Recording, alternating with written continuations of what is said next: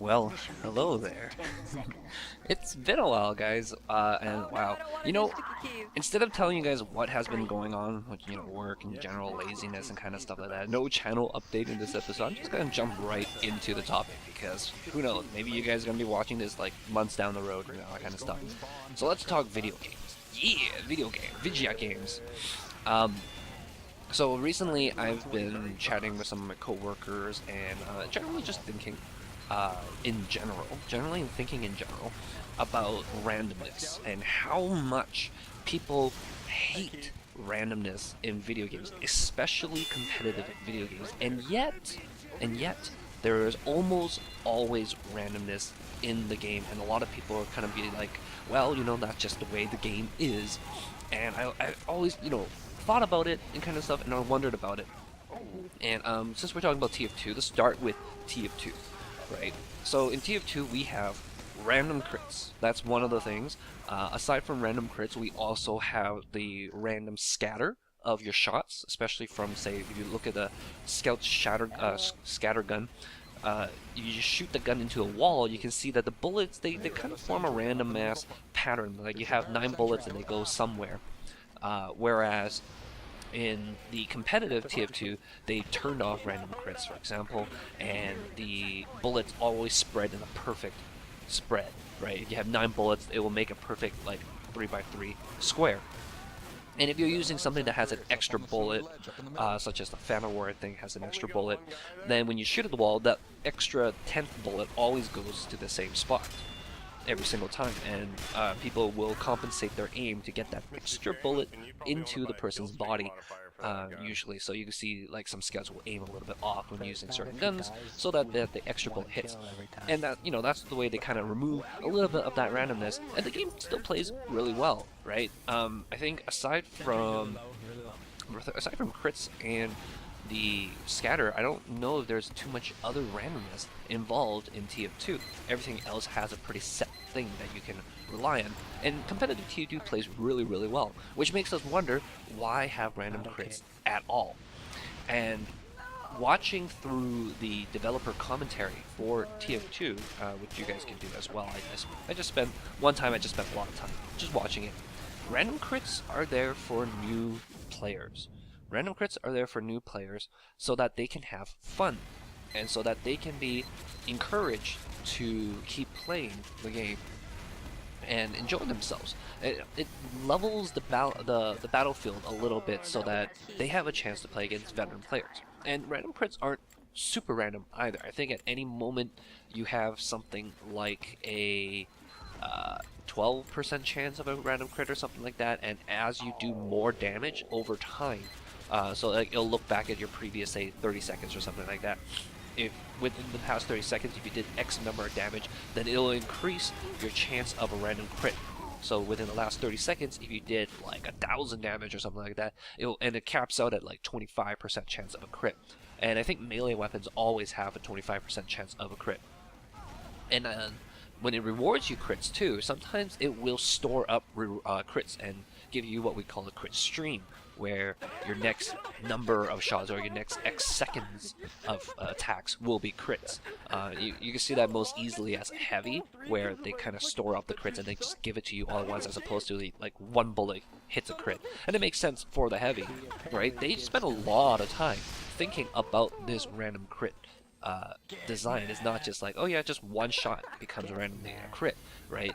You get a stream of shots. Soldiers can fire off 2 Crockets, kind of thing. But not everybody can do that either, right? Devilman usually only gets 1 sticky, that's a crit amongst a bunch, kind of thing. So they designed it to be class specific. They had this in mind. And we return back to the fact that crits are fun, right?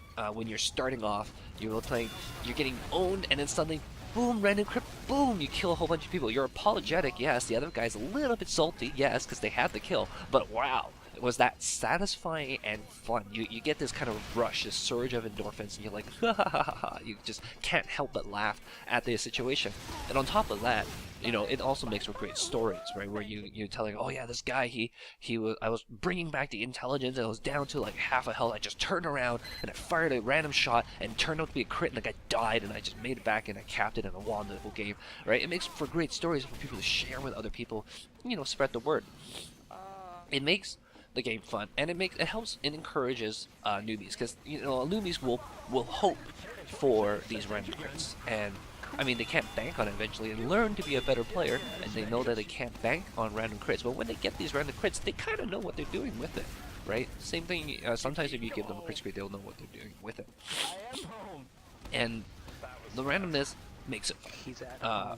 And the reason for that is because people starting off are not as good as other players, and it levels the balancing, it levels the battlefield, kind of thing.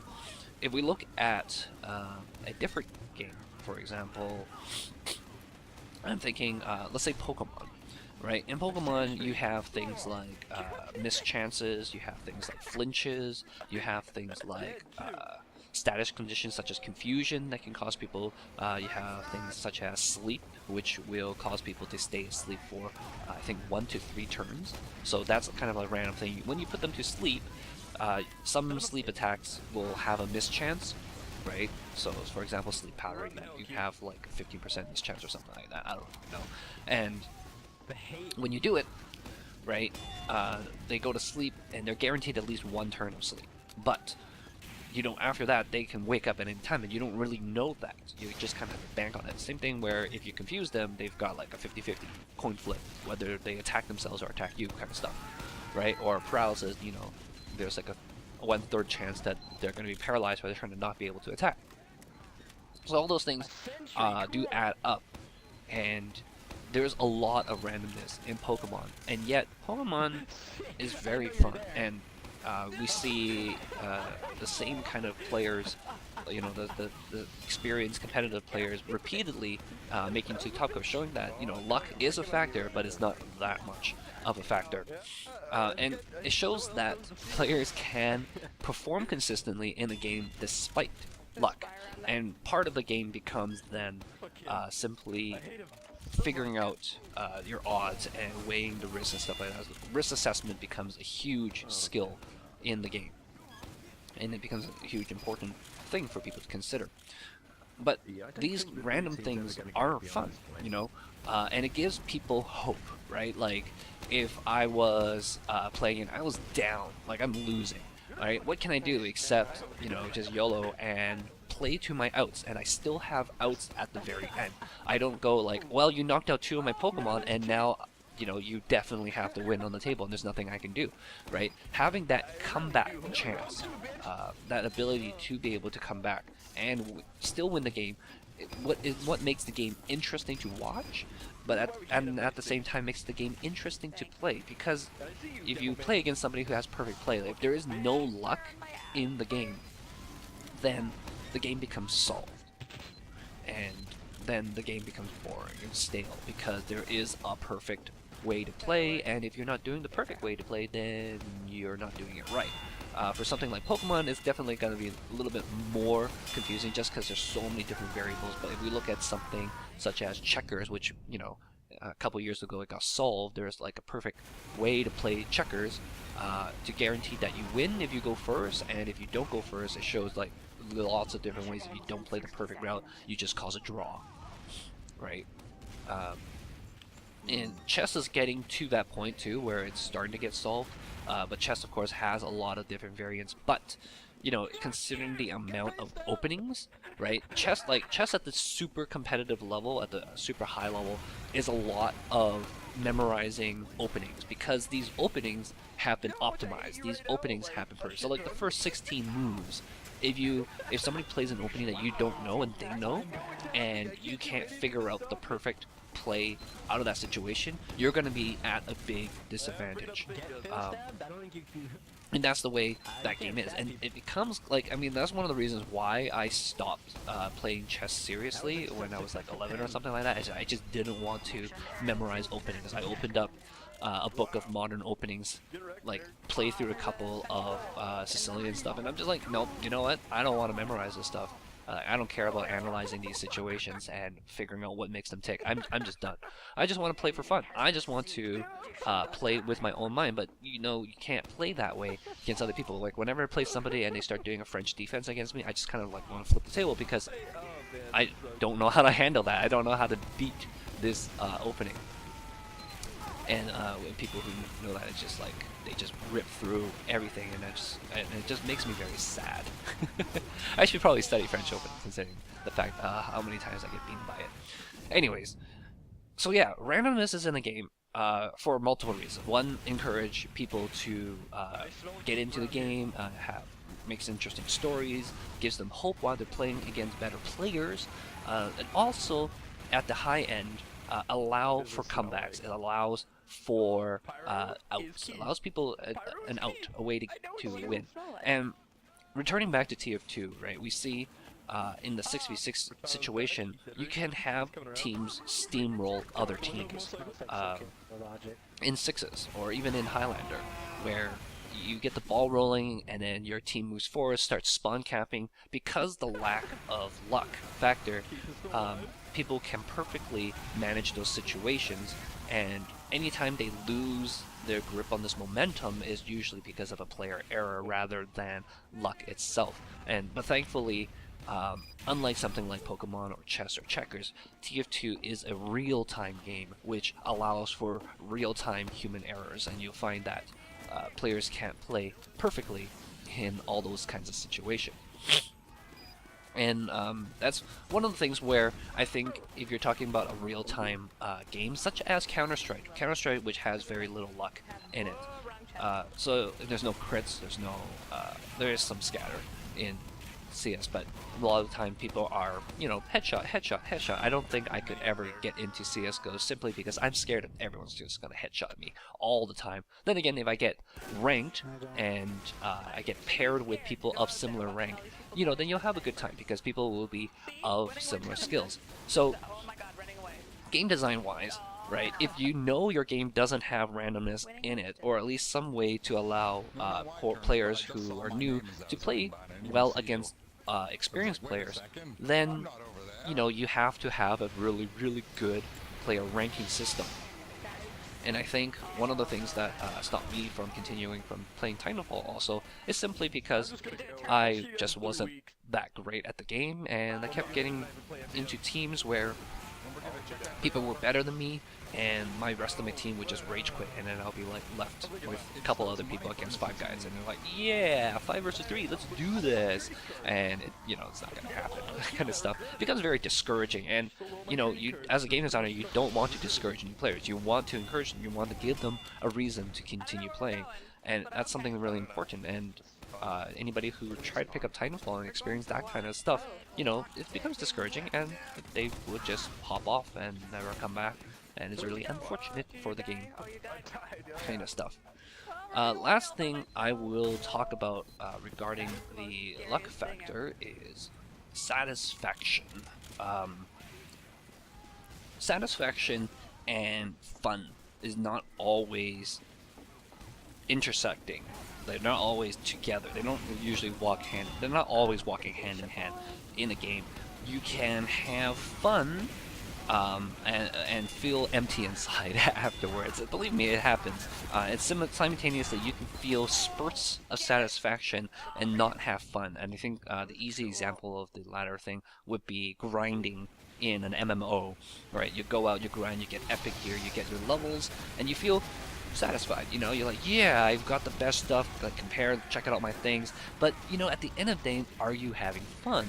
And that is an interesting question, because you know, people are like, oh, I'm entertained, I have satisfaction, but you're not like super giddy endorphin rush kind of fun, right? It's a very kind of like a drip kind of sensation coming in these little spurts of satisfaction, these little things that make you feel like you're happy, but not necessarily super fun happy kind of stuff, not something where you'd be like, yeah, let's go and do this thing again, right? Which is why a lot of MMOs end up feeling like a job rather than a game, because you don't have this urge to go, yeah, let's go do this kind of stuff. Then again, I don't really play too much MMO, so I can't really say how fun that it is. I think it might just depend on the type of person. But randomness makes games not as satisfying, right? For example, one of the stripes that I have right now against card games in general, such as Magic or Yu-Gi-Oh or Pokemon card game, which is the one I play, is that it doesn't feel satisfying to win, right? My opponent is dead drawing, they're not getting into anything, and I just steamroll them and win, or I dead draw and I can't even play the game because I'm not getting cards that I want. And it's not even a fault of deck building in my case, right? I put the same number of draw supports, like same number of consistency cards that anybody else puts, and yet I don't hit into those consistency cards, and I'm basically stuck 10 turns, draw pass, draw pass, draw pass, and that's my 10 turns, and then I lose, and then that's it. That's my entire experience of this game, and that is extremely unsatisfying because of this random aspect, right? But the random aspect also could have given me the potential of these comebacks, the random potential of just starting with this god hand and setting up quickly and going ha ha ha ha ha, you know, evil laughter fun, right? That random factor that has fed it into the fun factor, right? Or even, for example, if I do status effects in Pokemon and the guy just flips poorly and I'm just laughing maniacally because I'm having fun, but the other guy is not feeling satisfied, and sometimes if you win by luck, it's not a satisfying victory. You know, you throw the crits out there and you kill a bunch of people. Once upon a time it might have been fun, but now you're kind of like, oh man, I really wish those crits didn't show up, because now people just think we won because of crits, like just a happen chance. It did not give me the victory based on skill, although I would always argue skill crits. But yeah, that is an interesting dichotomy between satisfaction and fun, and their relationships with randomness is a little bit different. And I think recently I've not been enjoying my games as much in general, playing this or that, and well, the reason is I don't feel the satisfaction.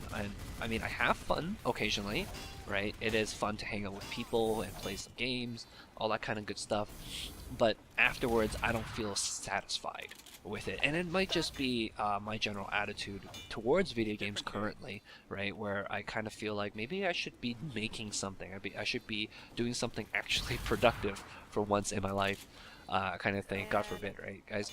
But you know, coming out with a couple hours and then going to bed or something like that, you just like, I don't really feel satisfied with the couple of hours that I just had with the game. I don't feel like I accomplished anything, and that might just be the fact that I'm still playing the same old games all the time. But I feel like sometimes it is a little bit related to the actual game itself, kind of thing. And for example, when I'm playing Pokemon, I'm just sometimes the randomness, like I was playing the Battle Maison stuff, and I got myself set up. It was one of my guys versus two of the computers, and I'm like, it's fine because my guy resists both their attacks, and I've got them both leech seeded, so I'm healing back up perfectly. There's no way they're gonna take me out before I kill both of them. And one of them hits me with a crit. I'm like, okay, no problem, I can survive one crit. Then the other one hits me with a crit. I'm like, are you joking? Are you kidding me? It just bothered me so much. I was so salty about that, and it's not even something where you're like, oh yeah, it's in the game. I think the computer straight up cheated to win.